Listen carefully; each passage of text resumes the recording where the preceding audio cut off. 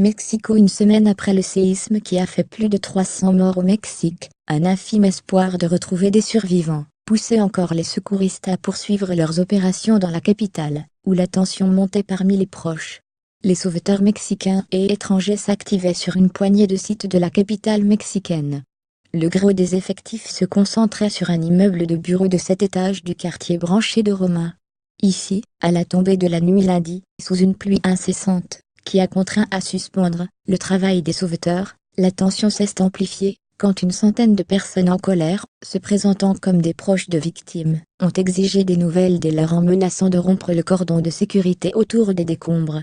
Nous voulons des informations, ils nous ont menti. Hier ils voulaient me remettre un corps qui n'était pas celui de ma nièce. Je l'ai déjà retrouvé au SEMFU service de médecine légale, a déclaré une femme vers minuit, lors d'une conférence de presse improvisée. Une semaine c'est trop long, on ne nous dit que des mensonges, qu'ils vont les sortir, qu'ils travaillent, et puis rien, se désolait Annelle Gimné, commerçante de 42 ans, qui attend des nouvelles de son cousin, Martin Estrada, comptable comme la plupart des disparus dans cet immeuble âgé de 30 ans. Une semaine c'est trop long.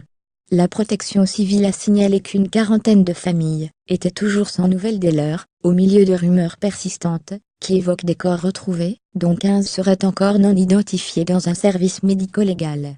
Ces derniers jours, les autorités mexicaines, jusqu'au président Enrique Peña Nieto, ont tenté de rassurer les familles en assurant qu'aucun immeuble ne serait démoli tant que tous les corps n'auront pas été récupérés.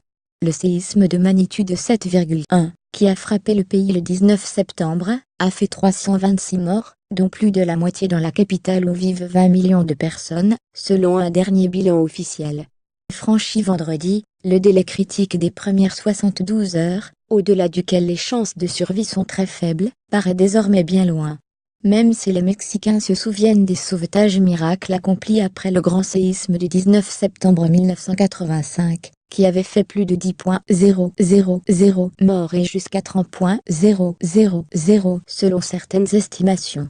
Un détachement français d'intervention spéciale est arrivé lundi après-midi à Mexico.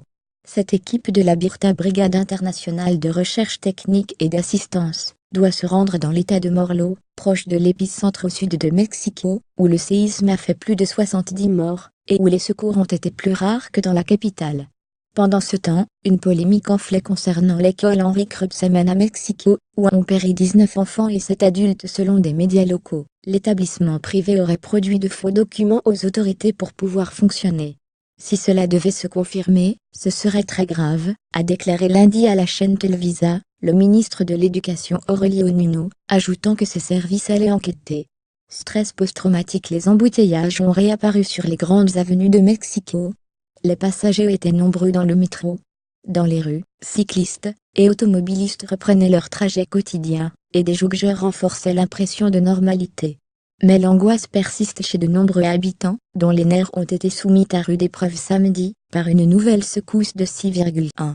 2 personnes sont mortes d'un infarctus à cause de ce séisme dans la capitale, selon la protection civile. Près de l'épicentre, dans l'état de Oaxaca, la secousse a causé la mort d'un homme et d'une femme. Il faut apprendre à vivre dans un endroit où il y a des séismes, apprendre à vivre avec les alertes, explique Raquel González, une psychologue qui s'est installée dans un parc tout proche de l'immeuble du quartier de Roma. Avec ses collègues, ils ont reçu quelques 50 patients par jour depuis mardi, dit-elle.